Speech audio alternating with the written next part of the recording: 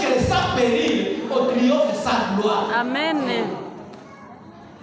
Wakati mnaona vita ikija hapa, wakati vita hii, wakati hawa watu wenyewe wanakuja huko na kule, sawa huhulwa chino wakasha unamwona murudie itakuwa victory mkubwa kuliko kurudilia unagana, kwa sababu makabasa kwa wetu chini yao. Wakati wanarudia kwenyewe wamefika, nasema arrêtez, cessez le feu, itakuwa victory mkubwa. Haleluya. Amen. Vaincre sans péril au triomphe sans gloire. Hivi magumu yanakuthibitisha.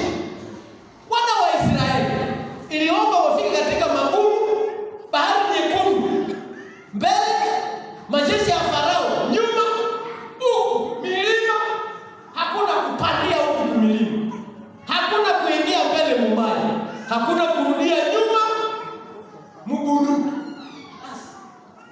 Maji yalipopasuka, mazingira mabaya, walipopita katika yale mazingira, wakafanya nini? Si waliimba. Mazingira mabaya yanasaidia mtu kwa maisha ya shukrani. Walishukuru, wakasema Mungu hakuna mwingine, na yanaongoza watu kwa ibada. Mazingira tunayoyafikia ni mazingira yenyewe watu wangekuwa na yala mwisho.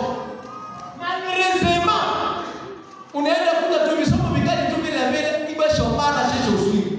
Ama watu ni nui ipo usui. Watu ni nui na mabunduki na ziko zinalia kukichwa. Mlisikia za msiku. Mliwaza nini? Basi msiseme. Unaona? Bila yote na wiko unawaza bunduki ikipika inatafuta iko. Sina tafuta mtu. Bunduki ikipikwa inakutafuta wewe. Sasa wewe mumilabu, sasa wewe mubaraka, sasa wewe. Sasa ikikukuta pale.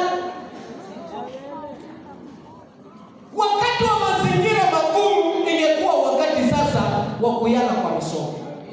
Lakini muone hivi vitu vyote wenyewe hivi, tukisema tutume anere yeye tafuta watu, italeta watu mingi, kwa hivi vitu vyote vinayala itawaleta. Basi hatuna cha kufanya. Mungu